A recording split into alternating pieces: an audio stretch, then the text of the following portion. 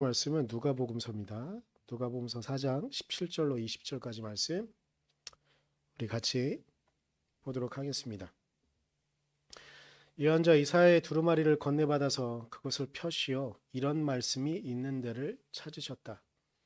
주님의 영이 내게 내리셨다. 주님께서 내게 기름을 부으셔서 가난한 사람에게 기쁜 소식을 전하게 하셨다. 주님께서 나를 보내셔서 포로된 사람에게 해방을 선포하고 눈먼 사람들에게 눈뜸을 선포하고 억눌린 사람들을 풀어주고 주님의 은혜의 해를 선포하게 하셨다. 예수께서 두루마리를 말아서 시중드는 사람에게 되돌려 주시고 앉으셨다. 회당에 있는 모든 사람의 눈은 예수께로 쏠렸다.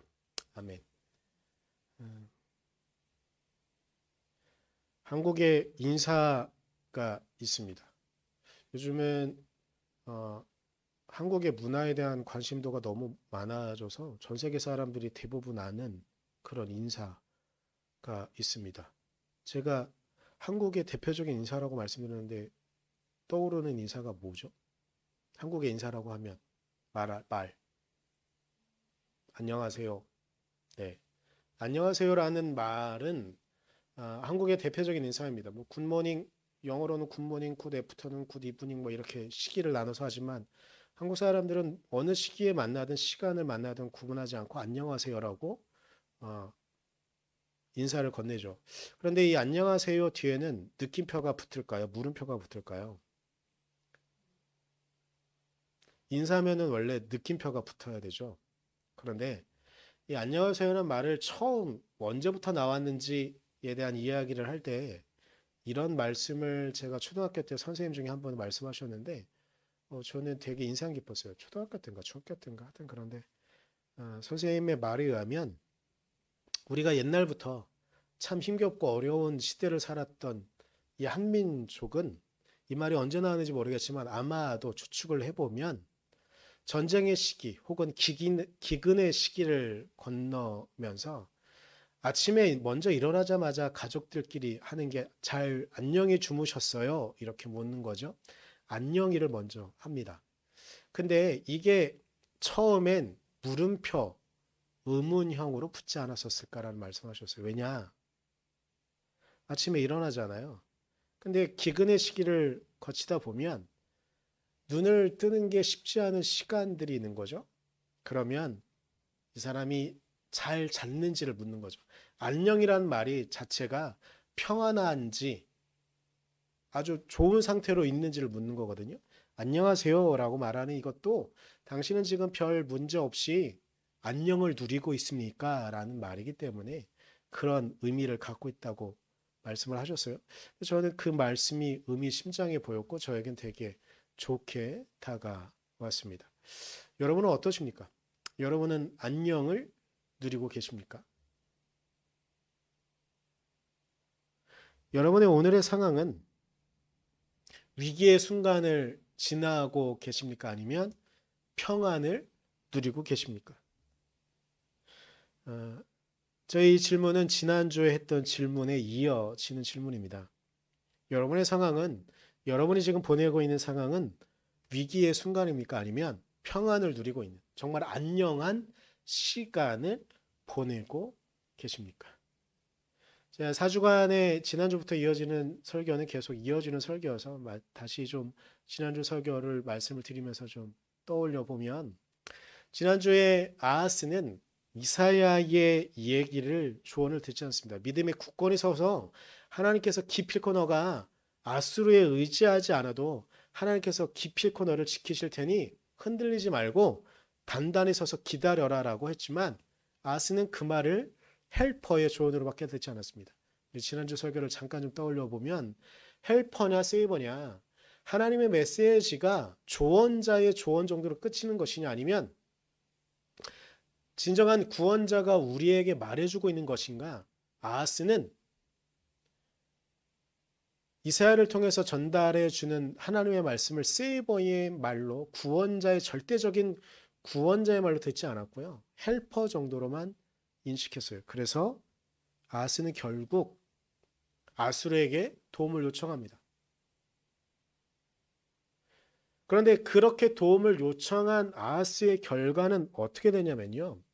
일단 아수르가 갑자기 원래는 이스라엘과 아, 쳐들어왔던 외세 세력으로부터 자신을 보호해달라고, 그리고 저들이 나쁜 뜻을 갖고 아수르 당신들을 폐역하고 있는 것이니 저놈들을 쳐달라고 이야기했던 것인데, 갑자기 아수르가 방향을 틀어요. 북이스라엘을 공격하러 가는 게 아니고요, 남유다를 공격하러 오거든요. 그래서 이 화해의 조건을 하나 아하스가 내밀어야 됐습니다. 근데 내밀었던 게 뭐냐면요, 아수르의 마음을 좀 돌리기 위해서 재물을 바쳐야 되잖아요. 물건들을 바쳐야 돼요. 금들을 바쳐야 돼요. 그런데 남유다에 황금이 제일 많았던 곳이 있습니다. 그것은 어디냐면 예루살렘 성전이었었어요. 예루살렘 성전에 하나님께 예배드리기 위해서 이스라엘 백성들이 고대로부터, 조상 때로부터 갖고 왔었던 이 황금들을요, 일단 걷어요. 성전 기물을 파손했다고 성경에 나와 있는데, 왜냐? 성전 기물들은 대부분 황금으로 만들었거든요. 그 황금들을 걷어요.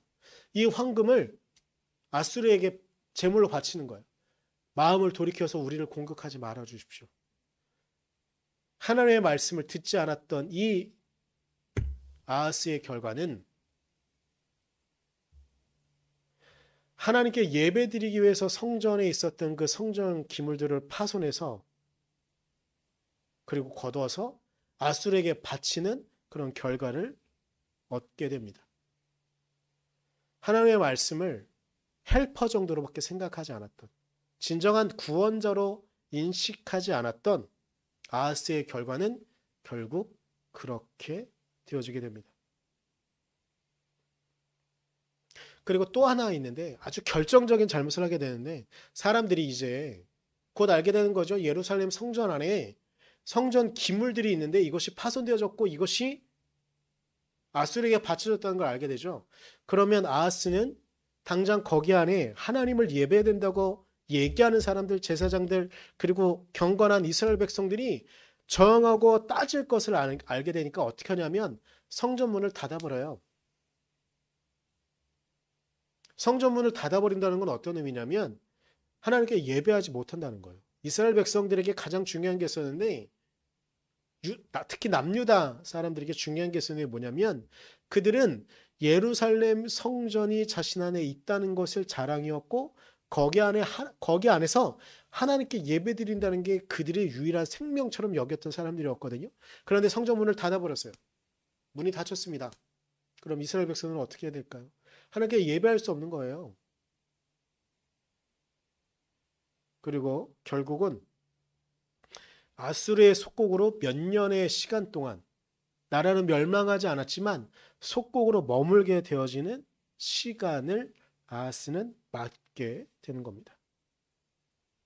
아하스는 결국 위기의 순간이었는데, 그때 자기가 이렇게 저렇게 외교를 통해서 이 문제를 해결할 수 없다는 걸 그는 알아야 됐었는데, 그는 하나님의 말씀을 헬퍼의 정도로만, 조언자의 말씀으로만 생각해서 그 말씀을 제대로 듣지 않았어요.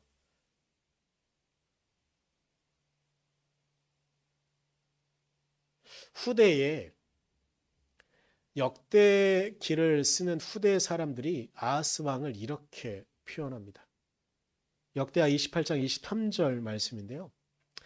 자기를 친 다마스쿠스 사람들이 섬기는 신들에게 제사를 지내면서 시리아 왕들이 섬긴 신들이 그 왕들을 도왔으니 나도 그 신들에게 제사를 드리면 그 신들이 나를 돕겠지 하고 생각하였다. 그러나 이러한 일이 오히려 아하스와 온 이스라엘을 망하게 하였다라고 이렇게 아하스 왕을 평가하거든요. 이 말은 무엇이냐면요, 아하스가 배교했다는 뜻이에요. 근데 이게 큰 비난인 게 뭐냐면요, 북이스라엘과 달리 남유다 왕들은요, 하나님을 섬기는 걸 좀 등한시하긴 하더라도, 하나님께 예배하는 것을 등한시하게 하더라도 남유다의 왕들 가운데 배교한 왕은 없었거든요. 그러니까 다른 신들을 섬기던 왕은 없었어요. 하나님께 제대로 예배하지 않았을 뿐, 하나님 말씀을 잘 따르지 않았을 뿐, 다른 이방신을 섬겼던 왕은 없었던 거예요.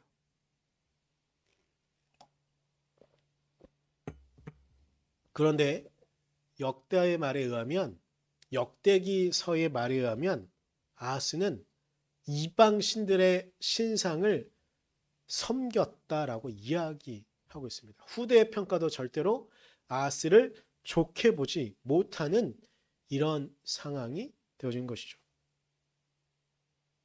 하나님의 메시지를 헬퍼 정도의 조언 정도로만 생각했던 아하스는 결국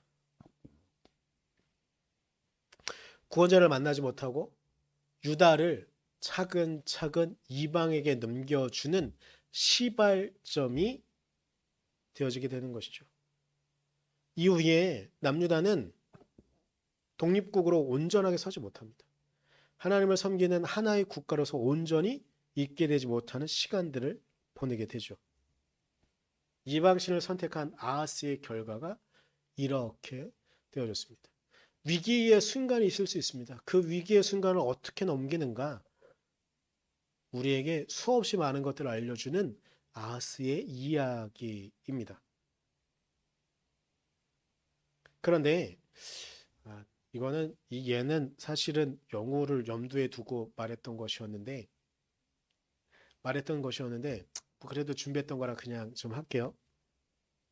대한민국에는 저는 어렸을 때 대한민국에 스포츠는 하나밖에 없는 것 같았었어요. 어떤 스포츠밖에 없었냐면 야구밖에 없었던 것 같았었어요. 영우가 좋아하는. 그런데 이 야구가 요즘 아주 위기입니다. 인기가 엄청 사그라들었어요. 이유 중에 하나 물론 여러 가지 이유도 있고 지금까지 쌓였던 이유들도 있긴 한데 올 한 해 일어났던 수없이 많은 일들이 야구계의 위기를 자초했습니다. 일단은 언론에 크게 보도된 것 중에 하나는 호텔에서 누군지 잘 모르겠는 여인들과 술 파티를 벌이면서 말로는 그냥 술 파티라고 하는데 그냥 사람들이 추측하기로는 술 파티로만 끝나지 않았을 것이다. 근데 이 선수들이 한국 프로야구에서 간판급 선수들이 이 일을 벌였다는 거죠. 근데 좀 더 봤더니 그 팀의 선수들뿐만 아니라 다른 팀의 선수들도 그 일을 벌였다는 거예요. 사람들의 여론이 등불처럼 일어나서 막 비난을 하기 시작했습니다. 그리고 그때 조금 시기를 지나서 올림픽이 있었습니다. 그런데 올림픽 때에도 사람들의 여론은 저놈들 좋은 결과가 나지 말아가지고 뭐 군 면제를 받거나 이런 거 없이 그냥 되었으면 좋겠다. 막 이런 여론이 있었거든요. 그런데 여론이 그래서 그랬는지 아니면 다른 팀들이 강해서 그랬는지 모르겠지만 이번 올림픽의 야구의 결과가 그렇게 성적이 좋지 않았거든요. 그리고 이제 막 결승에 올라가느냐 아니면 3, 4위전을 하느냐 막 이런 위기의 순간이 되어졌을 때 실제로 중계화면에 어떤 장면이 보도가 되어졌냐면 실제 야구 그 올림픽 경기 중계화면이었어요. 이 장면을 기억하시는지 모르겠어요. 이렇게 껌을 질겅질겅 씹고 있는 장면이죠. 이게 한 2초, 3초 정도 중계가 되어졌거든요. 근데 중계하는 박찬호라는 우리나라 야구의 아주 간판급 스타죠. 메이저리거로 처음 한 사람이 중계를 하고 있었는데 이 장면을 잠깐 보면서 지금 우리나라가 되게 지고 있었거든요. 저런 모습을 보여주는 건 좋지가 않습니다라고 이렇게 간단하게 멘트를 하고 왔는데 이후에 등불같이 일어나서 사람들이 비난하기 시작했어요. 근데 이 선수는 강백호라는 선수예요. 우리나라에서 타자 중에 정말 성적이 좋은, 그리고 좀 전에 화면 보시면 알겠지만 되게 어린 선수거든요. 여론이 너무 안 좋아졌습니다. 근데 이 여파가 있었는데 뭐냐면요. 최근에 한국 시리즈가 끝이 났어요. 한국 시리즈는 우리나라의 1등을 가리는 거거든요. 근데 좀 전에 보여줬던 이 강백호 선수가 있는 팀이 우승을 했어요. 근데 이게 야구사로만 보면 역사적인 의미거든요. 이 KT라는 팀은 신생팀이에요. 생긴 지 얼마 안 된 팀이었고요. 몇 년 동안 계속 꼴찌 혹은 최하위를 전전하다가 작년에 성적이 좋았고 올해 드디어 이제 우승을 한 거거든요. 근데 이 팀의 감독이 누구냐면 이 연고가 있었어야 돼. 이강철이라는 투수예요. 저는 어렸을 때 이강철 선수를 알아요. 근데 제가 그렇게 열광했던 선수는 아니에요. 좋아했던 선수는 아니거든요. 근데 이 사람이 대단한 기록을 갖고 있지만 한국 프로야구사에 그렇게 뭐 큰 사람들이 기억을 하지 못하는 일이에요. 근데 대단한 기록, 아직도 한국에서 깨어지지 않는 기록을 갖고 있는데 10년 연속, 예, 10년 연속이라는 게 중요해요. 10년 연속 10승을 한 선수예요. 이 말을 알아듣는 여성분들이 너무 많아서 수연이도 무슨 말인지 모르고 최춘희 성도도 모르는 사모님도 모르는 이야기긴 한데 하여튼 10년 연속 10승을 한다는 건 몸을 관리를 너무 잘하지 않으면 잠깐이라도 시즌을 쉬면 10승을 못하는 거예요. 근데 또 하나의 기록이 있는데 뭐냐면 10년 내내 10승하면서 탈삼진을 삼진 아웃 모른답니다. 모른답니다. 하여튼간 삼진 아웃을 100개를 기록하는 걸 10년 내내 했던 선수예요. 이런 기록을 갖고 있던 선수는 이강철 선수 이전에도 없었고 이후에도 없어요. 아직도 없어요. 그런데 이런 기록을 갖고 있던 선수가 감독이 되어서 처음으로 우승을 한 거거든요. 만약에 야구의 인기가 예전 같았다고 한다면 아마 몇 주간 이강철 선수에 대해서, 이강철 감독에 대해서 과거에 어떤 일이 있었고, 이 감독이 어떤 일을 했고, 이 팀을 어떻게 만들어 갔는가 막 이렇게 보도를 했을 거예요. 그런데 성적이 문제가 아니고 이 사람들이, 대한민국 사람들이 저 어렸을 때 정말 야구만 중계해서 TV에서 분명히 프로 축구도 있고 프로 야구도 있고 프로 배구도 있고 막 이런데, 아니야, 프로 배구는 제 어렸을 때 없었는데 하여튼간 프로 축구도 있고 프로 야구도 있는데 TV에서 중계는 맨날 야구만 했던, 정말 한국 사람들은 야구만 좋아하나 싶었던 이 야구 경기. 그런데 그 야구가 이제 사람들로부터 분명히 스토리도 있고, 그리고 강백호 선수가 지금 대단한 기록을 내고 있는 거거든요.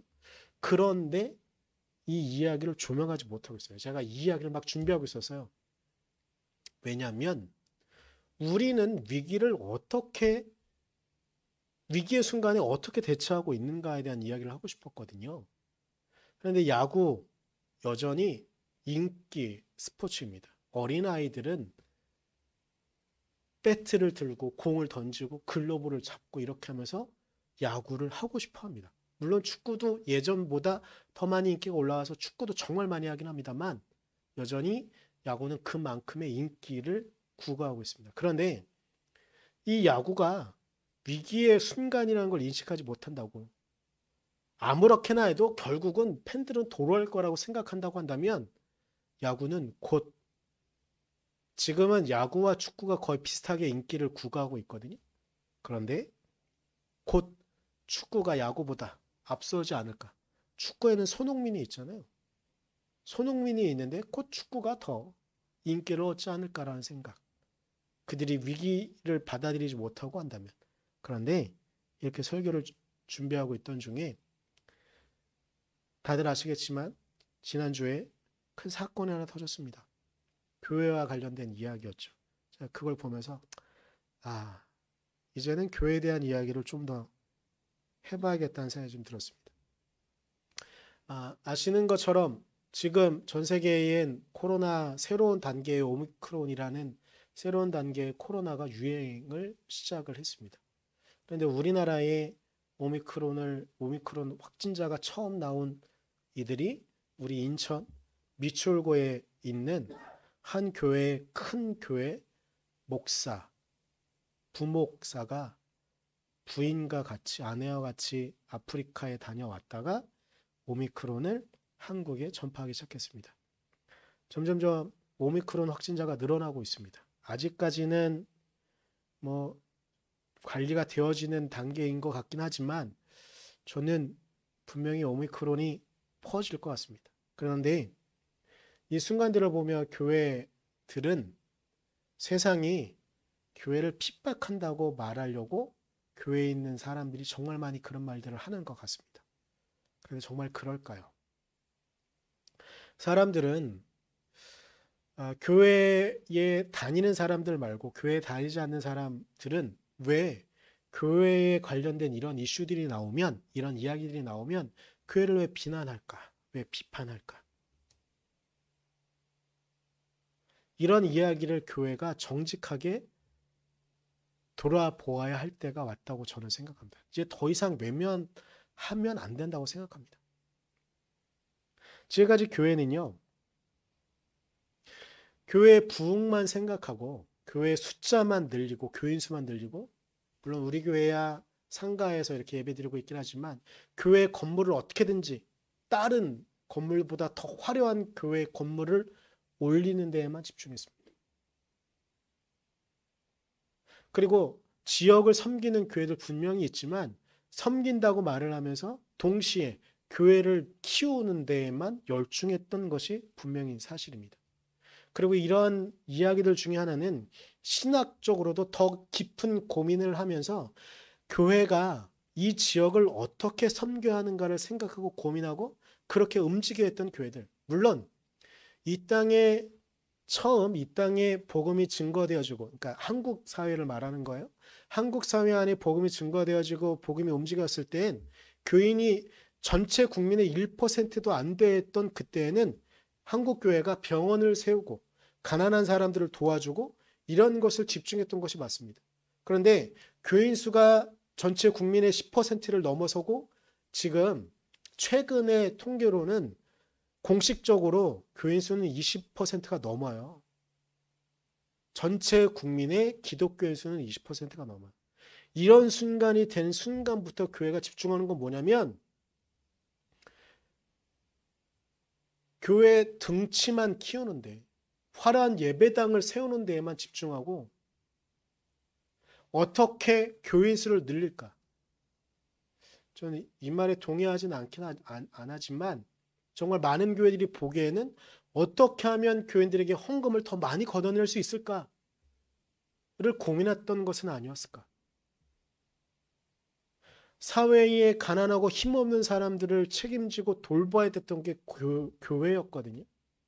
교회 전체 교인 수가 1%, 그러니까 전체 국민의 1%가 안 되었을 때의 한국 교회는요, 교회를 세우는 곳은 그 교회를 중심으로 그 주변에 가난한 사람들을 어떻게든지 먹여 살리는 데에 집중했던 게 교회였었어요.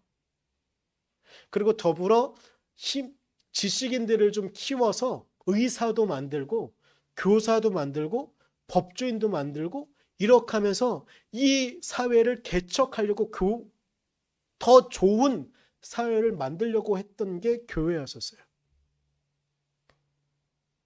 그런데 교회가 어찌해서 점점 사회로부터 사람들에게 비난을 받는 위치에 서게 됐을까요? 이건 어찌 보면 아하스처럼 하나님의 말씀을 들어야 되는 교회가 하나님의 말씀을 듣지 않고 하나님의 말씀이 그냥 여러 가지 말들 중에 하나로 생각하는 거죠. 그래서 하나님 말씀대로 살아가야 되는 교회가 하나님 말씀대로 살아가지 않는 거예요. 주변에 있는 사람들을 사랑하라고 말하는데 교회가 주변에 있는 사람들을 사랑하지 않아요. 먼저 교회를 부자로 만들고 먼저 교회를 큰 교회로 만들고 주변에 있는 사람들을 불러 모으는 데에만 집중하는 거. 그래요. 사람들이 오는 거 중요하죠. 근데 그 사람들을 어떻게 섬길까를 생각하지 않는 교회가 되어지는 순간 교회는 사람들로부터 지적당하고 사람들로 비난받는 위치에 서게 된 것은 아닐까요? 물론 교회들이 요즘 하는 말들이 좀 있습니다. 세상을 위해 교회가 한 것이 얼만데 이렇게 교회를 핍박하냐? 여론이, 그리고 이런 말도 합니다. 빨갱이 정권이 들어서면서 교회를 핍박한다고 말을 하기도 합니다. 그런데 생각해야 되는 게 있습니다. 교회가 큰 욕을 먹기 시작한 때는요, 두 번의 장로 대통령이 있었는데 김영삼 대통령, 이명박 대통령이 들어섰을 때부터 교회는 더 크게 세상으로부터 욕을 먹기 시작했다는 것.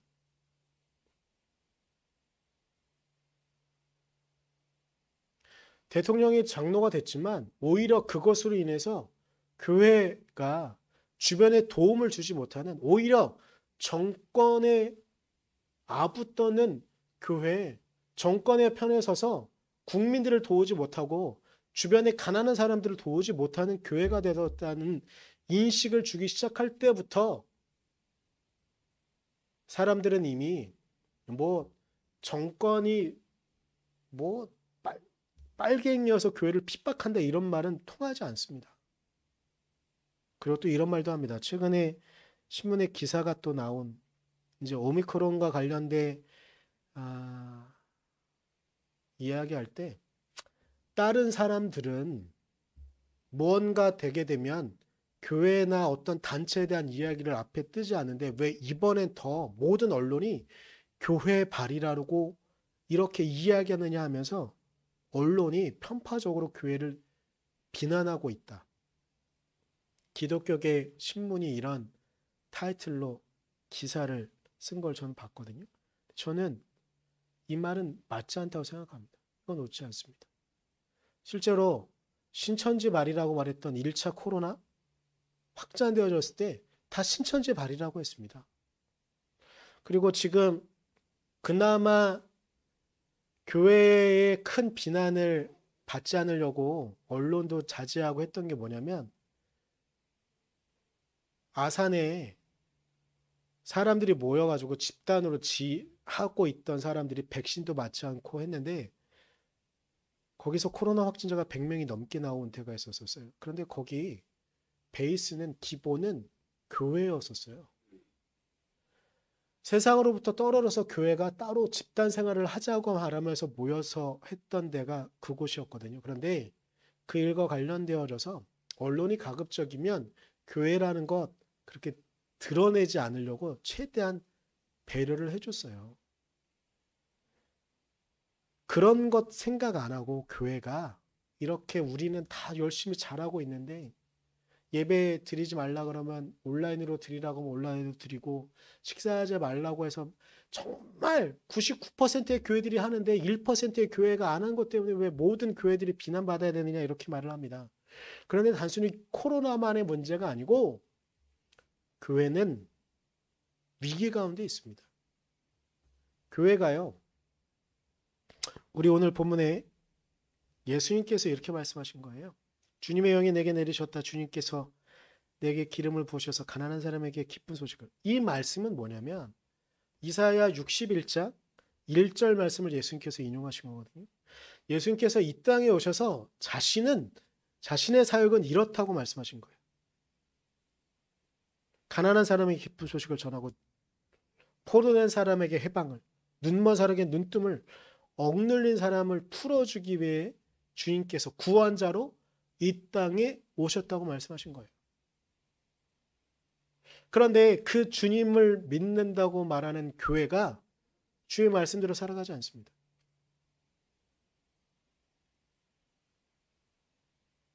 그리고 더불어 교회만 생각할 게 아니라 우리도 한번 생각해 봐야 됩니다.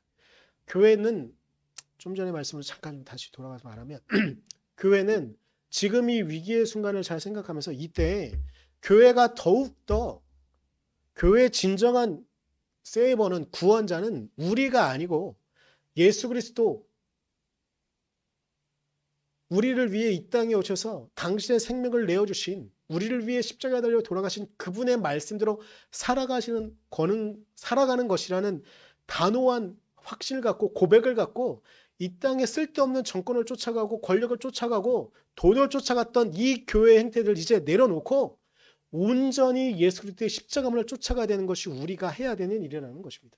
그리고 더불어 우리의 모습은 어떤가 오늘 한 번 더 생각해 봐야 됩니다. 교회는 여전히 자신의 모습을 돌아보지 않고 다른 이유를 찾아가려고 했던 것처럼 우리도 우리 안에 있는 문제들이, 삶이 어렵고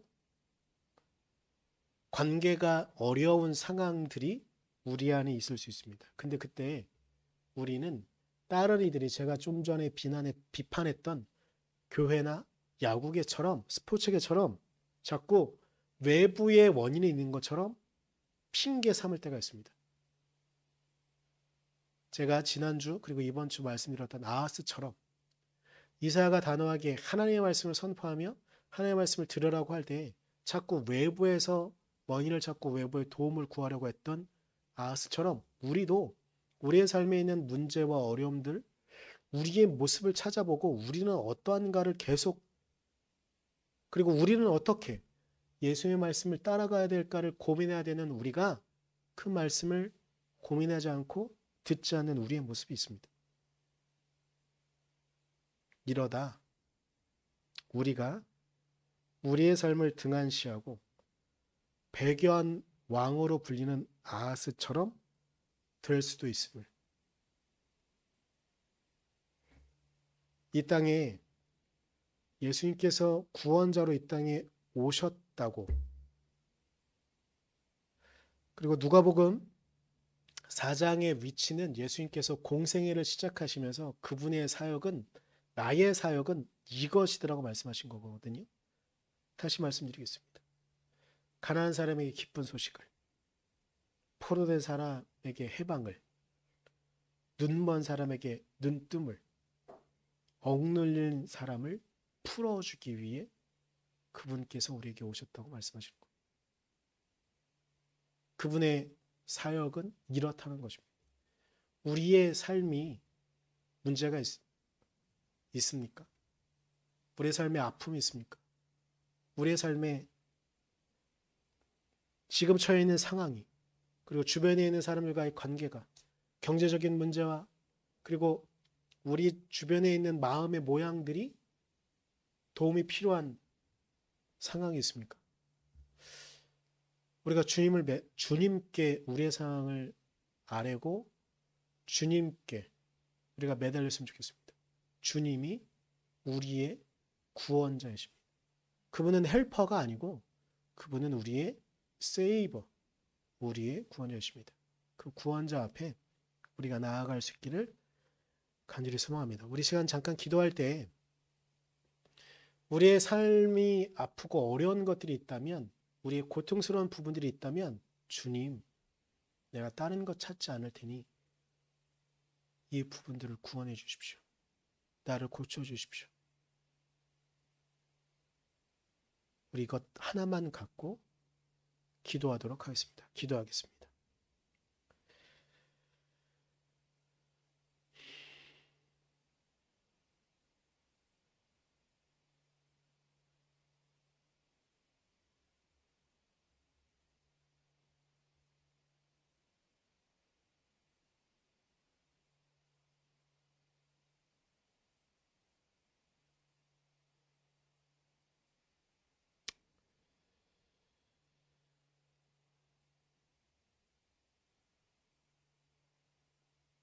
연하에 기도합니다. 주님,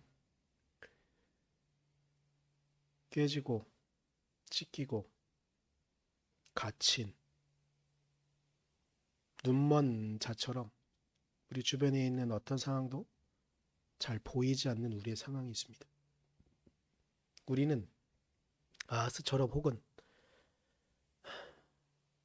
이 땅에 허투른 것들을 쫓았던 어떤 사람들처럼 우리는 우리 안에 있는 문제에 직시하지 못하고 자꾸 외부에만 원인을 찾고 외부의 도움을 요청했던 우리의 모습이 있는지도 모르겠습니다. 주님, 이제 우리의 마음을 돌이켜 우리의 진정한 구원자 당신만을 찾으니 하나님, 우리를 구원하시고 우리를 당신의 자녀로, 당신께서 우리에게 원래 주시려고 하셨던 원복을 찾아 돌아갈 수 있도록 하나님, 우리를 지키시고 우리를 붙잡아 주시옵소서.